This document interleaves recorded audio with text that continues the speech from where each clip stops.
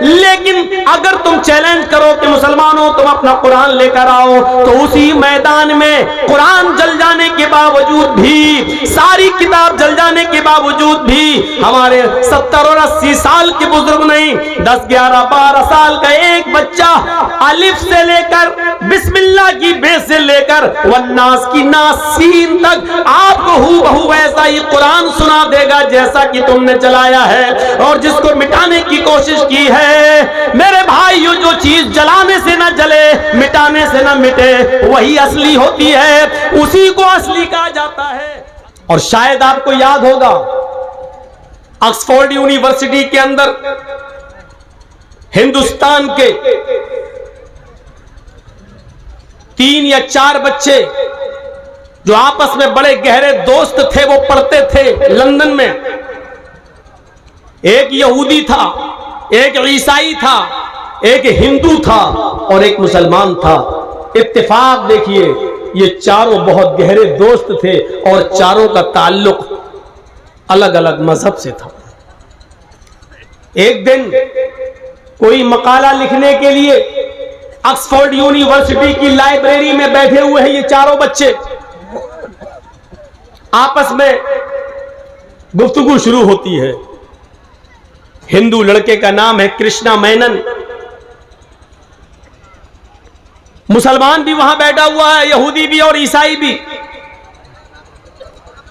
آپس میں ان چاروں بچوں میں گفتگو ہونے لگی۔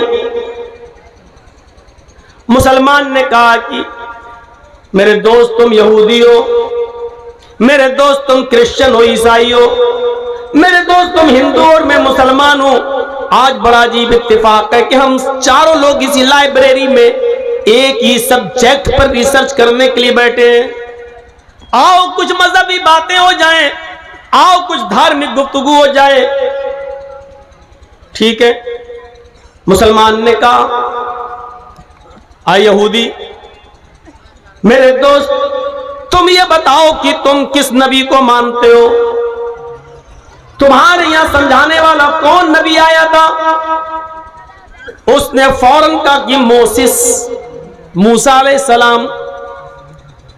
مسلمان نے پوچھا آئے کرسچن بھائی، تمہارے درمیان کون پیغمبر کون نبی آئے تھے؟ اس نے فوراً کہا جیسس، عیسیٰ علیہ السلام۔ اس نے ہندو سے پوچھا میرے بھائی تم بتاؤ، تم بھی تو ہندو دھرم کے ماننے والے ہو، تمہارے یہاں پر بھی تو بہت سے لوگ آئے ڈرانے والے، تم کس کو مانتے ہو؟ تمہارے درمیان آنے والا نبی کون تھا؟ ہندو اس بات کا جواب نہیں دے پایا۔ کرشنا مینن کہتا ہے ہمارے یہاں ڈرانے والا تو کوئی آیا تھا، دھمکانے والا تو کوئی آیا تھا، ایشور کے پرکوپ سے، پرلے کے دن سے، قیامت کے دن سے، اللہ کے عذاب سے کوئی ڈرانے والا تو آیا تھا، لیکن کون تھا یہ ہمیں نہیں معلوم۔ اب ان تینوں نے مل کے اس مسلمان سے پوچھا کہ تم بھی تو مسلمان ہو، تم بتاؤ کہ تمہارے پاس کون نبی کون پیغمبر آیا تھا؟ مسلمان نے ہنس کر جواب دیا ہمارے یہاں جو نبی آئے تھے، جو ڈرانے والے آئے تھے، اللہ کے عذاب سے ہمیں باخبر کرنے آئے تھے، ان کا نام ہے جناب محمد رسول اللہ صلی اللہ علیہ وسلم۔ سوال میں تھوڑی سی چینجنگ آتی ہے، یہ مسلمان پھر سوال کرتا ہے آئے کرسچن مجھے یہ بتاؤ تمہارے درمیان عیسیٰ علیہ السلام جیسس آئے تھے تو اللہ نے، ایشور نے، گاڈ نے ان کو کوئی کتاب دی ہوگی، انہوں نے اپنی کتاب کے مطابق لوگوں کو سمجھایا ہوگا۔ وہ کرسچن فوراً بولا ہاں ہمارے پاس جو کتاب آئی تھی اس کا نام نیو ٹیسٹامنٹ ہے، اس کا نام انجیل ہے، یہ اللہ کی طرف سے آسمانی کتاب ہمارے نبی عیسیٰ علیہ السلام کو دی گئی تھی۔ فوراً اس نے یہودی سے پوچھا تم یہ بتاؤ کہ تمہارے درمیان جو نبی آئے تھے موسیٰ علیہ السلام، ان کے پاس کون سی کتاب تھی؟ اللہ نے ان کو کون سی کتاب دے کر بھیجا تھا؟ وہ کس کتاب کی تبلیغ کرتے تھے؟ اس یہودی بچے نے فوراً جواب دیا اس کتاب کا نام ہے تورات، جو اللہ تعالیٰ نے موسیٰ علیہ السلام کو دیا تھا۔ اولڈ ٹیسٹامنٹ، تورات ہمارے نبی کو دی گئی تھی۔ مسلمان نے کہا عیسائی کو عیسیٰ اور عیسیٰ کو انجیل، یہودی کے درمیان موسیٰ اور موسیٰ کو تورات، میں مسلمان ہوں، ہمارے درمیان محمد رسول اللہ، ہمارے پاس جو کتاب آئی اس کا نام قرآن کریم ہے، ہمیں اپنی کتاب معلوم ہے یہ قرآن ہے، تمہیں اپنی کتاب معلوم ہے وہ تورات ہے، تمہیں اپنی کتاب معلوم ہے وہ انجیل ہے۔ اے کرشنا مینن، تم بھی تو ایک دھرم کے ماننے والے ہو، ہندو ہو، اب تم یہ بتاؤ کہ تمہارے درمیان جو کتاب آئی ہے یا تمہارے درمیان جو نبی آیا تھا اس کو کون سی کتاب دی گئی؟ اس کرشنا مینن نے آشچर्य جنک ہو کر کہا جب ہمیں نبی کا نام ہی نہیں معلوم تو کتاب کا نام کیسے معلوم ہوگا؟ ہمیں یہ معلوم ہے کہ وید آسمانی کتاب ہے، ہمیں یہ معلوم ہے کہ وید آکاشی گرنتھ ہے، لیکن اس وید کا لانے والا نبی کون ہے یہ ہمیں نہیں معلوم۔ مسلمان نے کہا بڑا تعجب ہے، عیسائی کو معلوم ہے کہ عیسیٰ انجیل کون لایا؟ عیسیٰ۔ یہودی کو معلوم ہے کہ تورات کس کو دی گئی؟ موسیٰ کو۔ مجھے معلوم ہے کہ قرآن کون لے کے آیا؟ جناب محمد رسول اللہ صلی اللہ علیہ وسلم۔ تعجب ہے، دنیا کے بڑے بڑے مذہبوں کے ماننے والے اپنے نبی کو جانتے ہیں، اس پر اتری ہوئی کتاب جانتے ہیں۔ آئے کرشنا مینن، تم بھی تو کہتے ہو کہ وید آسمانی کتاب ہے، لیکن اس کتاب کا لانے والا نبی کون ہے؟ کرشنا مینن روتے ہوئے کہتا ہے ہاں مجھے معلوم ہے کہ وید آسمانی کتاب ہے، لیکن یہ نہیں معلوم کہ اس کتاب کا لانے والا نبی کون ہے۔ آج تک اس بھارت میں، اس دیش میں، اس ہندوستان میں ہم رہتے ہیں، لیکن آج تک بھارت کا کوئی پنڈت یہ ثابت نہیں کر پایا ہے، نہ اس کے پاس اس بات کا کوئی پرماڑ ہے، نہ ثبوت ہے کہ وید آسمانی کتاب تو مانتے ہیں لیکن اس کتاب کا لانے والا کون ہے؟ کہتے ہیں کہ یہ ہمیں نہیں معلوم ہے۔ لانے والا کوئی تھا، ہے، معلوم نہیں ہے کون ہے، لیکن آیا تو ہے کوئی، لیکن وہ بھول گئے۔ کہتے ہیں کہ اس کتاب کا لانے والا نبی کون ہے ان کو معلوم نہیں ہے۔ بڑا تعجب ہوتا ہے۔ ہندو بھائی یہ کہتے ہیں کہ وید آسمانی کتاب ہے، لیکن اس کتاب کا لانے والا نبی کون ہے وہ کہتے ہیں ہمیں نہیں معلوم۔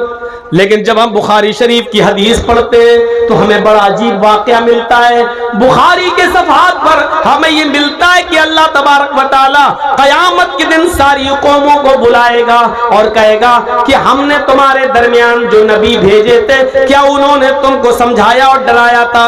سب کہہ دیں گے ہاں۔ اللہ سب کو الگ کر دے گا۔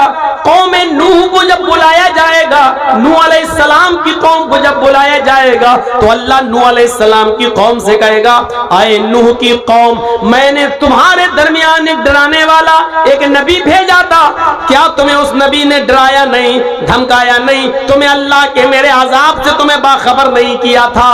نوح علیہ السلام کی قوم کہے گی اے اللہ میرے پاس کوئی ڈرانے والا تو آیا تھا، میرے پاس کوئی سچیت کرنے والا تو آیا تھا، مجھے کوئی اللہ کے عذاب سے باخبر کرنے والا تو آیا تھا، لیکن وہ کون تھا یہ ہمیں نہیں معلوم۔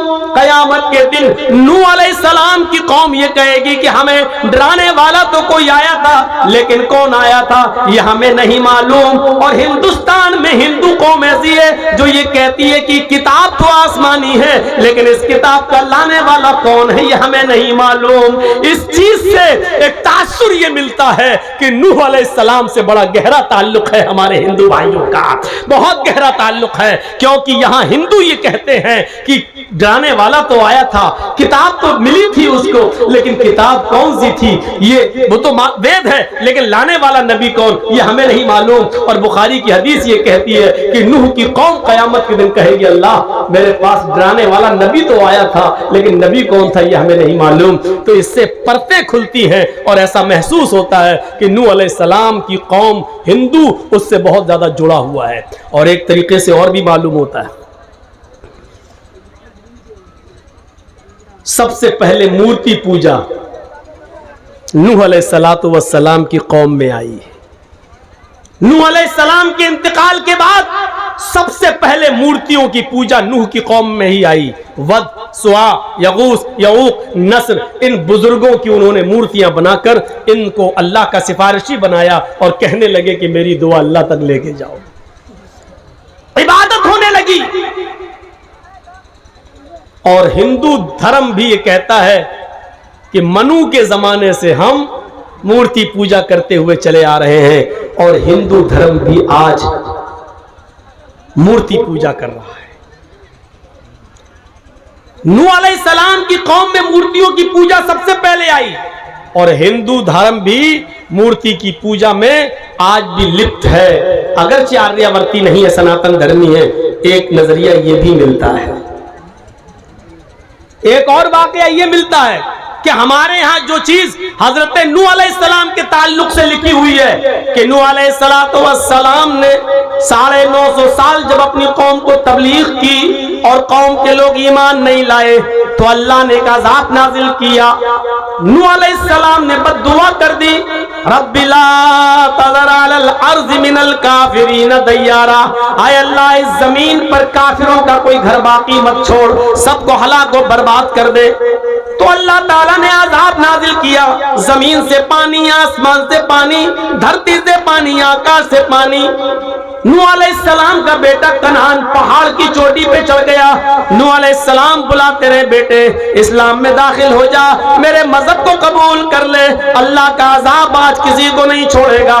لیکن نوح علیہ السلام کا بیٹا ایک بھی نہیں مانا، کہنے لگا میں اتنے اونچے پہاڑ پہ چڑھ گیا ہوں کہ اس تک پانی کا آنا ممکن ہی نہیں ہے، لیکن پانی وہاں تک پہنچ گیا اور نوح علیہ السلام کی آنکھوں کے سامنے نوح کا بیٹا ڈوب کر مر گیا۔ جو واقعہ قرآن نوح علیہ السلام کے تعلق سے پیش کرتا ہے، یہی واقعہ منوسمرتی کے اندر منو کے بارے میں آتا ہے کہ منو نے بہت دن لوگوں کو نمنترن دیا، ایک ایشورواد کی طرف، ایک اللہ کی عبادت کی طرف بلایا۔ جب وہ لوگ نہیں آئے تو منو نے شاپ دے دیا، ہائے پربھو میری قوم کو نشٹ کر دے، میری قوم کو برباد کر دے۔ دھرتی سے جلایا، آکاش سے جلایا۔ منو کا پتر ایک پروت پہ چڑھ گیا، ایک پہاڑ پہ چڑھ گیا اور منو اپنے پتر کو اپنی ناؤ میں بٹھانے کے لیے بلاتے رہے لیکن وہ نہیں مانا۔ انت میں منو کا پتر پروت تک پانی پہنچ جانے کی وجہ سے ڈوب کر مر گیا۔ یہ واقعہ منوسمرتی میں منو کے تعلق سے سمبندھ سے لکھا ہوا ہے۔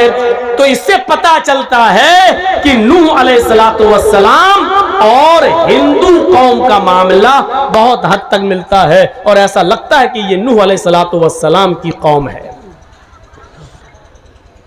منو جس کو کہا گیا یہاں نوح، جس کو ہم لوگ جن کو نوح کہتے ہیں، یہ واقعات ملتے ہیں ہمیں۔ کرشنا مینن تعجب میں پڑ گیا، کتاب ہے آسمانی لیکن لانے والا نبی کون یہ نہیں معلوم، اور نوح علیہ السلام کی قوم قیامت کے دن یہ کہے گی کہ اللہ ہمیں ڈرانے والا تو آیا تھا لیکن کون تھا یہ ہمیں نہیں معلوم۔ تعجب میں پڑ گیا یہ کیا ہے۔ اور آج بھی چیلنج کر کے دیکھ لیجئے، آئے یہودیو تم اپنی کتاب تورات لاؤ اور ایک بیابان میدان میں رکھو، آئے عیسائیو تم اپنی انجیل لے کر آؤ، ایک بیابان چٹیل میدان میں رکھو، آئے ہندو بھائیو تم بھی اپنی آکاشی گرنتھ، آدی گرنتھ وید وغیرہ لے کر آؤ، ایک چٹیل میدان میں، بیابان میدان میں رکھو۔ مسلمانوں سے بھی کہو کہ وہ اپنی کتاب قرآن کریم کو لے کے آئیں، ایک صاف ستھرے میدان کے اندر اس کو بھی رکھیں۔ دنیا میں ایک بھی تورات باقی نہیں رہے، ایک بھی انجیل کا نسخہ نہ رہے، ایک بھی وید کا نسخہ نہ رہے، ایک بھی قرآن باقی نہ رہے، سارے کے سارے اٹھا کر ایک میدان میں رکھ دیے جائیں، پھر گھاس لیٹ ڈال کر، تیل ڈال کر ساری کی ساری کتابوں میں آگ لگا دی جائے، سب کو جلا دیا جائے، ساری کتابیں جل جائیں۔ اب پھر دیکھیے کہ تورات کو زندہ ہوتی یا نہیں، انجیل زندہ ہوتی یا نہیں، وید زندہ ہوتا یا نہیں، قرآن زندہ ہوتا یا نہیں۔ جو زندہ رہے، جو جلانے کے بعد بھی نہ جلے، جو مٹانے کے بعد بھی نہ مٹے، سمجھ لو کہ وہی اصلی دھرم ہے، وہی اصلی کتاب ہے، وہی اصلی مذہب ہے، وہی اصلی مذہب کی پہچان ہے۔ عیسائیوں میں چیلنج دیتا ہوں، کعبے کے رب کی قسم کھا کر کہتا ہوں کہ تمہارے انجیل جلنے کے بعد ایک بھی کوئی انجیل لکھی نہیں جا سکتی ہے۔ यहूदियों तुम्हारी किताब तौरात जला दी जाए तो एक भी यहूदी अपनी तौरात को हूबहू दोबारा पेश नहीं कर सकता है। हिंदू भाइयों तुम्हारे वेद जला दिए जाएं तो हिंदुस्तान नहीं दुनिया का कोई पंडित सारे के सारे मिलकर भी वेद को दोबारा लिख नहीं सकते और उसको हूबहू सेम टू सेम पेश नहीं कर सकते। लेकिन अगर तुम चैलेंज करो कि मुसलमानों तुम अपना कुरान लेकर आओ तो उसी मैदान में कुरान जल जाने के बावजूद भी, सारी किताब जल जाने के बावजूद भी हमारे 70 और 80 साल के बुजुर्ग नहीं, 10, 11, 12 साल का एक बच्चा अलिफ से लेकर बिस्मिल्लाह की बे से लेकर वन्नास की नासीन तक आपको हूबहू वैसा ही कुरान सुना देगा जैसा कि तुमने चलाया है और जिसको मिटाने की कोशिश की है। मेरे भाइयों, जो चीज जलाने से ना जले, मिटाने से ना मिटे, वही असली होती है, उसी को असली कहा जाता है। अल्लाह रब्बुल आलमीन ने तौरात नाजिल की लेकिन ये नहीं कहा कि मैं कयामत तक इसकी हिफाजत करूंगा। अल्लाह ने इंजील नाजिल की लेकिन ये नहीं कहा कि कयामत तक मैं इसकी सुरक्षा करूंगा, हिफाजत करूंगा। वेद को हिंदू भाई आसमानी किताब मानते हैं लेकिन वेदों के नाजिल करने वाले ने ये नहीं कहा कि वेद कयामत तक बरले तक सुरक्षित है। लेकिन जिसने हमारा कुरान उतारा है उस कुरान के नाजिल करने वाले ने डंके की चोट पर ऐलान कर दिया, इन्ना नहनु नज़्ज़लना ज़िक्रा व इन्ना लहू लहाफ़िज़ून। आए मिटाने वालों तुम मिट जाओगे लेकिन कुरान नहीं मिटेगा, बर्बाद करने वालों तुम बर्बाद हो जाओगे लेकिन कुरान बर्बाद नहीं होगा। त्रिपुरा की सरजमीन पर मस्जिदें जला दी गई लेकिन सजदा करने के लिए मुसलमानों के लिए जमीन की कमी नहीं है।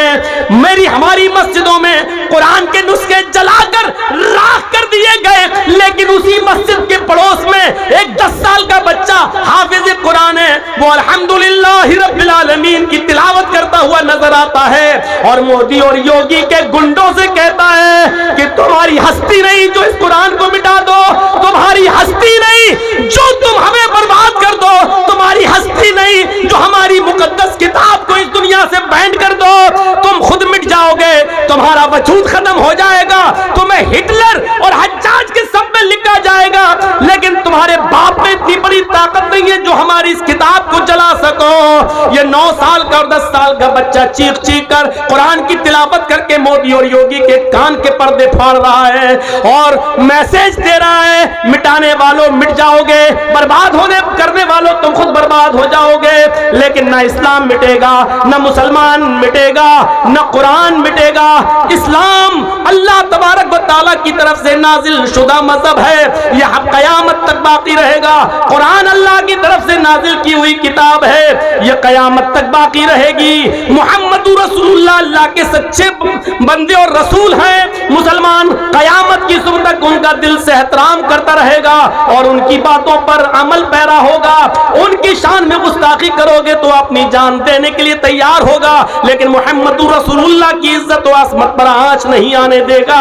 यही हमारा मजहब है। हमें चिढ़ाओ मत, हमें टटोलो मत, हमारा इम्तिहान मत लो।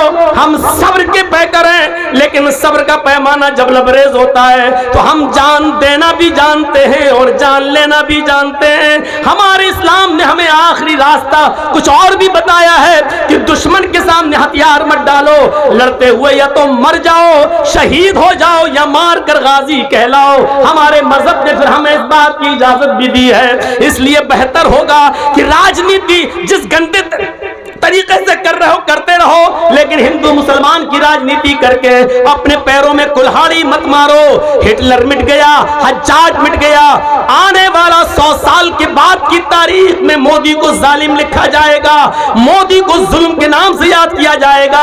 उस वक्त अफसोस ये है कि मौलवी जर्जीर जिंदा ना होगा, हम और आप जिंदा ना होंगे। आने वाली 100 साल की तारीख, 100 साल के बाद की तारीख में जब मोदी को हिटलर की शक्ल में पेश किया जाएगा, तारीख कभी किसी को माफ नहीं करती है, इतिहास कभी किसी को क्षमा नहीं करता है, इतिहास किसी को माफ नहीं करता है। आने वाले दिनों में ये इतिहास तुम्हारे मुंह पर जुल्म का ठप्पा लगाएगा और तुम्हें जालिम कहने पर मजबूर कर देगा, जालिम कहलवाने पर मजबूर कर देगा। ये हमारा इतिहास रहा है। वरना इस्लाम भाईचारे की दावत भी देता है, ایک دوسرے کو اپنا بلڈ دینے کی دعوت بھی دیتا. نہیں, اگر آپ کا بلڈ کسی کو کام آ رہا ہے, غیر مسلم ہی صحیح, لیکن دے کر اس کی جان بچاؤ. قرآن ہمارا یہ بھی کہتا ہے کہ وَمَنْ أَحْيَا النَّاسِ, جس نے ایک انسان کو, مسلمان نہیں کہا ہے, وَمَنْ أَحْيَاهَا, ایک نفس کو زندگی بخشی, فَكَأَنَّمَا أَحْيَا النَّاسَ جَمِيعًا, اس نے ایک انسان کو نہیں بلکہ پوری دنیا کی انسانیت کو زندگی بخشی.